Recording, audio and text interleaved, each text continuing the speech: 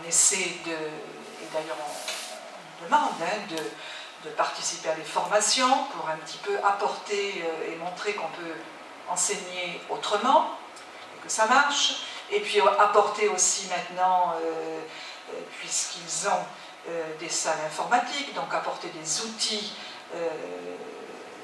CD-ROM, etc., avec lesquels il y a quand même une facilité maintenant et un matériel intéressant. Voilà, donc notre mission a abordé plein de domaines, les bibliothèques aussi, remise en ordre, réactualisation, parce que quand même les écoles sont bien installées, les effectifs ne sont pas très chargés, entre à peu près 20 et 30 élèves, pas plus, en maternelle un petit peu moins, donc il y a donc un enseignant par matière, ce qui est un petit peu différent de nous ici, hein, y compris en école primaire, ils ont plusieurs enseignants, un emploi du temps un petit peu compliqué. Chaque école a quand même une bibliothèque avec des ouvrages trilingues, hein, en anglais, français, arabe, des ouvrages récents qui ne sont pas forcément adaptés, ça c'est vrai. Donc, concernant les ouvrages de français, on a travaillé aussi en bibliothèque. Il y a des salles d'informatique où quand même une classe peut aller travailler en informatique, les enseignants sont formés, ils n'ont pas beaucoup de matériel. Des connexions à Internet difficiles parce qu'il y a un gros problème d'électricité au Liban avec des coupures fréquentes, donc des groupes électrogènes qui prennent le relais mais l'ordinateur rame, donc ça c'est vrai que c'est un vrai problème. Donc on a pu installer quand même des CD-ROM, des choses sur les écrans, tant en lecture qu'en mathématiques, des exercices par exemple, des choses comme ça. Bon, au niveau de la maternelle, il y a eu aussi toute une actualisation du matériel et une sensibilisation aux méthodes, bon, via des techniques de français langue étrangère. Voilà, et tout cet apport s'est fait par petites touches, avec bien sûr le consentement des enseignants. On a fait équipe. Et ça supposait des réunions, des discussions, et voilà. Ça se fait lentement, mais je pense que c'est comme dans tous les programmes, hein, greffe, déjà là, il y avait des choses qui étaient mises en place et qui marchaient. Donc il y a eu une demande de correspondance scolaire, c'est-à-dire de liaison avec des écoles de France et des collèges. On va essayer de mettre ça en place. Maintenant, Internet marche, donc ça même si là-bas il y a des coupures, mais c'est vrai que ça va plus vite que le courrier. Par rapport aux enfants en difficulté. Alors, les enfants en difficulté, en décrochage, ils s'appellent. Alors, en France, j'étais rééducateur en psychopédagogie, je travaillais en RAZ, avec un psychologue, avec un psychomotricien. Et donc, au Liban, dans les écoles palestiniennes, ils avaient créé un poste de remédiatrice. Donc, une personne s'occupait des enfants un peu en échec scolaire. Mais alors, il n'y avait aucune liaison, ou peut-être, là aussi, je pense que c'était un code, et là, je pense que ce code, on l'a un peu bousculé. Parce qu'il y avait des assistants sociaux qui existent, qui ont un rôle très important dans les écoles palestiniennes, qui font une liaison entre l'école et les camps, surtout, et les familles palestiniennes. Il y a aussi un groupe qui s'occupe des familles.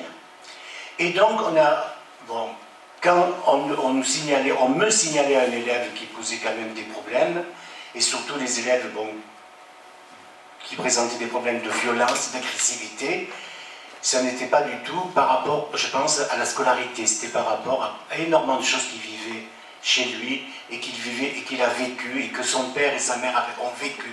Donc, il revivait tout ça. Et ça, je pense que ça a été, disons, un autre regard. On a porté un autre regard par rapport à cette difficulté de l'élève. un enfant palestinien, des enfants palestiniens ont du mal à devenir élèves dans le contexte. Et ça se comprend. Ça se comprend. Hein, parce qu'ils vivent des choses beaucoup plus douloureuses et il faut que ça soit traduit soit par l'écriture, soit par le dessin, soit par l'expression corporelle. Essayer de favoriser des détours pour arriver après à l'éducation, aux apprentissages.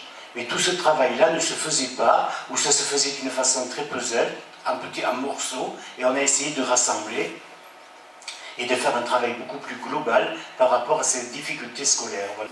Au niveau des pistes, c'est vrai qu'on est entré en contact avec des associations locales, une association qui s'appelle NHD, qui fait un gros travail avec les femmes, avec vente de broderie. Là, un travail donc de réinsertion des femmes et des jeunes filles. Donc c'est vrai qu'on les a rencontrées, on est en contact maintenant. On va essayer d'établir des ponts.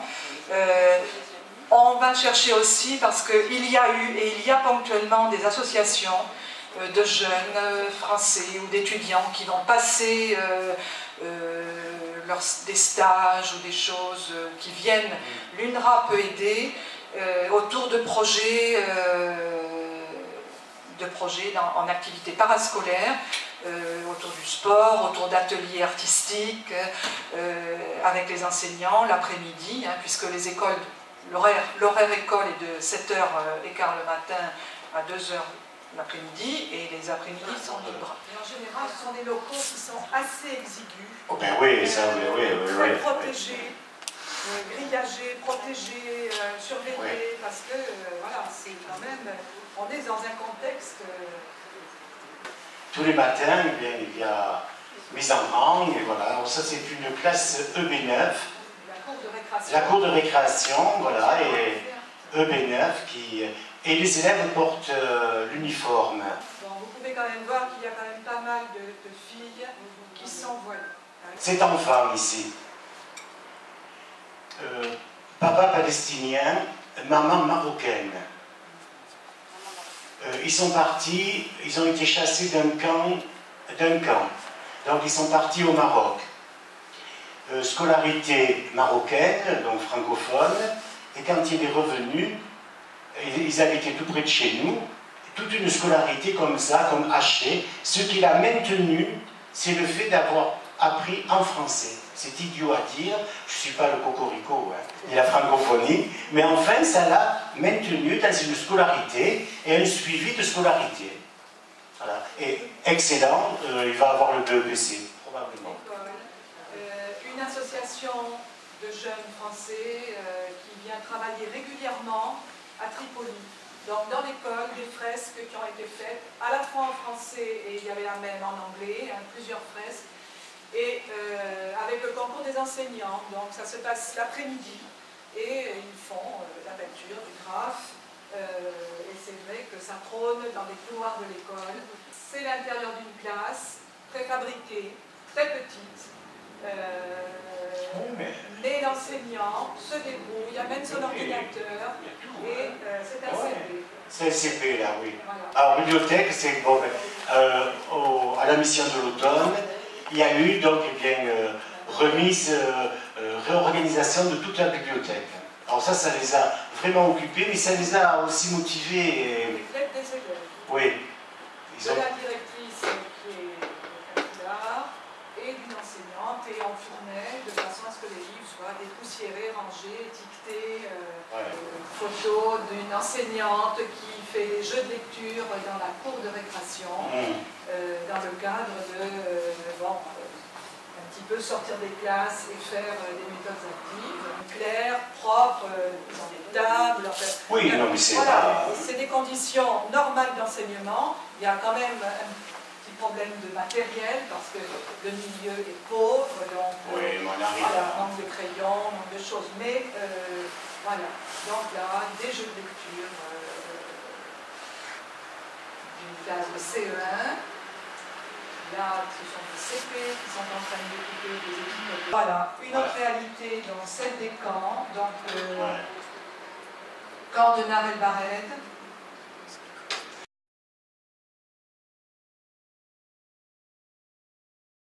Alors, il y a des immeubles éventrés, oui. encore vraiment. Alors là, c'est... Bon, ces immeubles-là, mais les gens habitent, les Palestiniens habitent dessous, dans les garages. Voilà. Et ils vivent avec ce qui leur reste de meubles et de voitures. Alors ce sont des carcasses de voitures, et vous voyez de temps en temps sortir des enfants.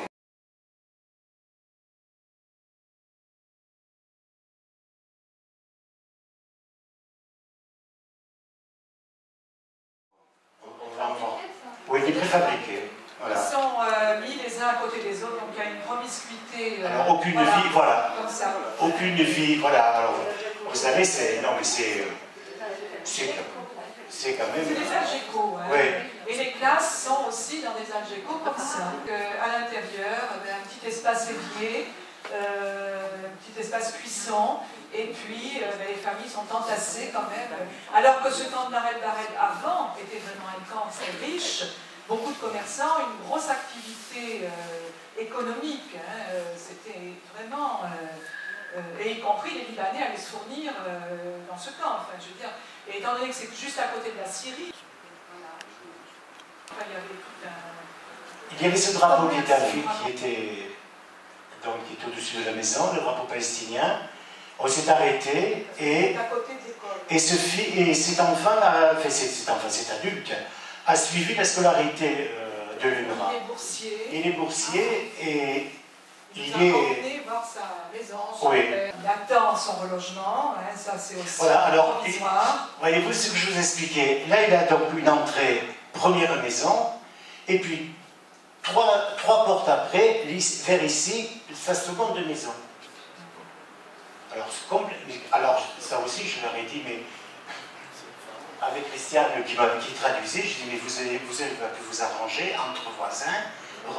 Ah mais non, c'est comme ça, c'est marqué lot numéro 1 occupé par monsieur et lot numéro 2, et après ils ne peuvent pas changer ni rien, ça leur est attribué comme ça. Petit qui goûtait, puisque la fête que vous voulez, là, le matin, puisqu'avec cette journée qui est longue, cet horaire, donc à 10h, il y a un break où on mange.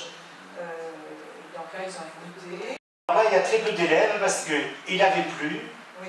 Et les jours de pluie, les élèves ne peuvent pas... Enfin, les parents gardent les élèves chez eux, parce qu'il y a de la boue, ils sont sales, ils sont mouillés, ils peuvent attraper froid. Ils tenaient à rencontrer l'équipe greffe.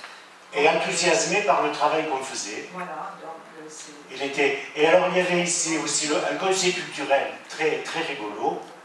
Derrière. Alors les grands-parents étaient enseignants, instituteurs, laïcs. Et ils nous disaient toujours, je vois mon grand-père et ma grand-mère avec vous.